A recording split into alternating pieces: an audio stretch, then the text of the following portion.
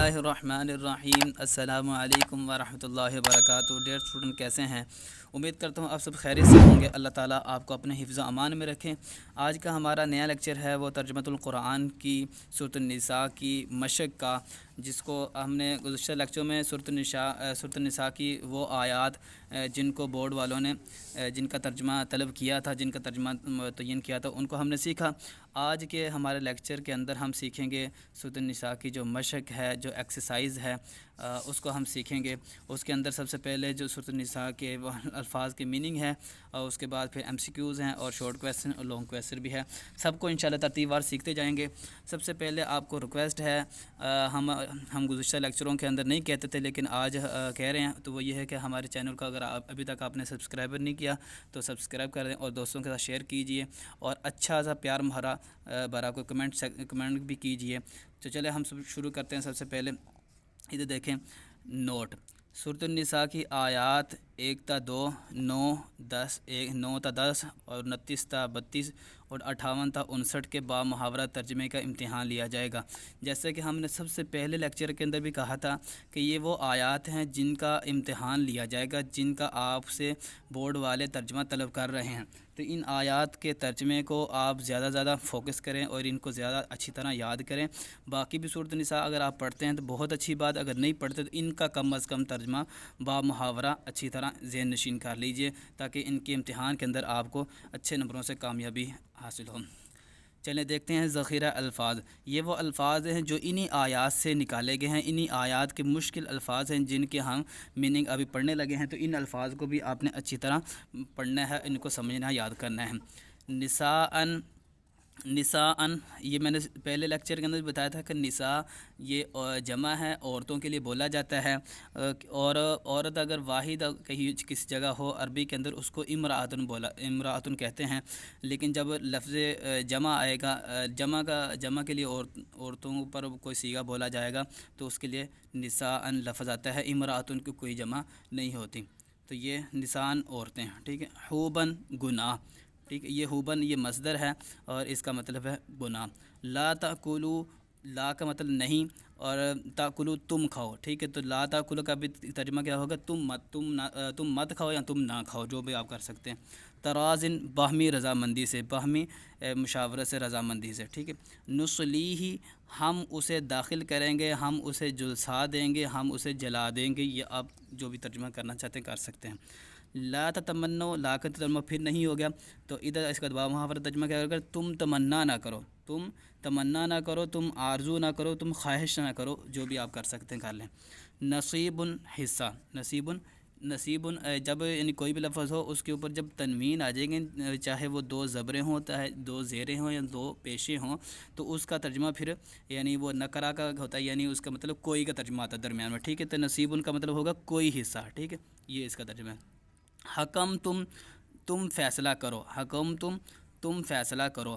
تعویلاً، انجام میں، تعویلاً انجام میں، ادھر پیچھے آیا تھا نا کہ یعنی برا انجام ہوگا، پھر وہ جب ہم نے ترجمہ پڑھا تھا ایک آیت کا تو وہاں سے یہ لیا گیا ہے۔ الخبیث، ردی چیز، ٹھیک ہے، گھٹیا چیز۔ ذریۃً، اولاد۔ بینکم، آپس میں، بکم، تمہارے ساتھ، یسیرٌ، بہت آسان، یہ بھی مصدر ہے اور یہ بھی مصدر ہے، ذریۃً، ٹھیک ہے۔ یسیرٌ، بہت آسان، للرجال، مردوں کے لیے، رجال مردوں کو کہتے ہیں اور یہ جمع کا صیغہ ہے، اور واحد اس کا آتا ہے الرجل، ٹھیک ہے۔ رجل واحد آتا ہے اور اس کی جمع جب زیادہ مردوں کے لیے اگر کوئی عربی کے اندر لفظ بولا جائے گا تو وہ رجال آتا ہے۔ تو اور جب لر لگا دے تو پھر لر کا مطلب ہوتا ہے کے لیے، للرجال، مردوں کے لیے۔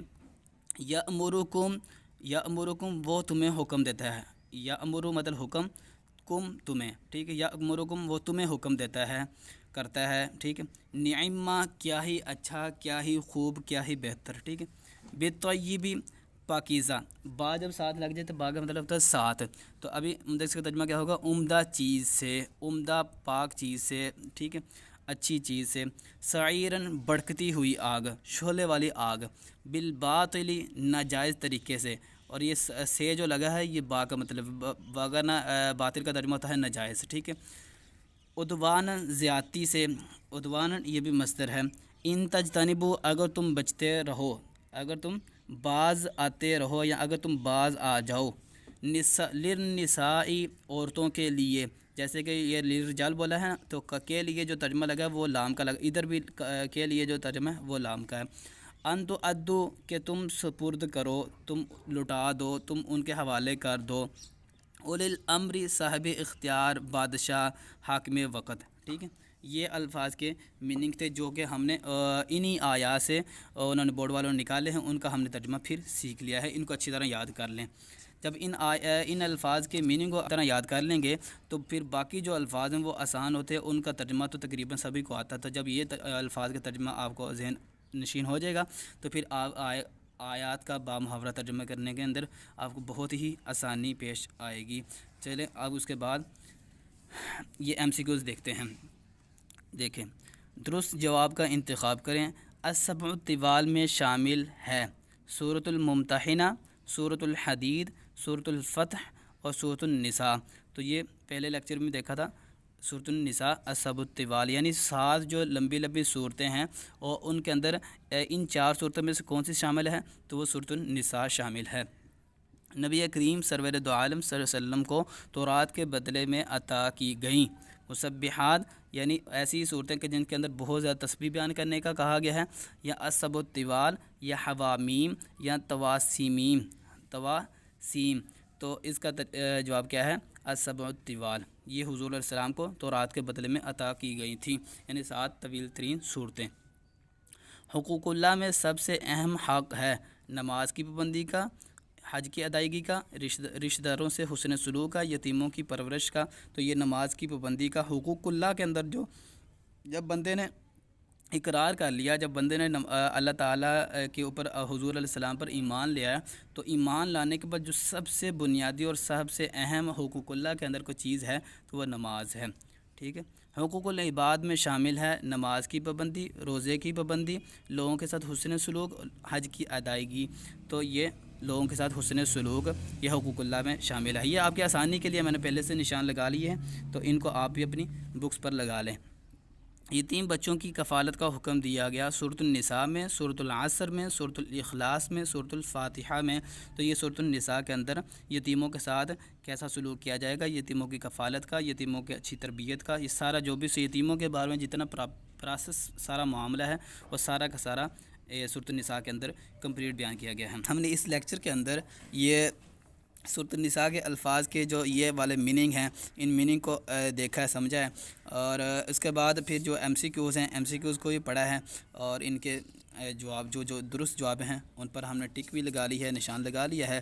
تو امید کرتا ہوں یہ آپ کو الفاظ کے میننگ اور یہ ایم سی کیوز اچھی طرح سمجھ آگے ہوں گے۔ آپ نے ان کو اچھی طرح بار بار ذہن نشین فرمانا ہے، بار بار جب دہرائیں گے، بار بار ان الفاظ کو جب سیکھیں گے تو یہ الفاظ آپ کو یاد ہو جائیں گے۔ جب یہ الفاظ آپ کو یاد ہو جائیں گے تو اس کے بعد پھر آپ کو کیا نام ہے ان آیات کا جو بامحاورہ ترجمہ کرنا پڑے گا بورڈ کے اندر، ان کے اندر آپ کو بہت بڑی رہنمائی ملے گی، بہت آسانی ہوگی۔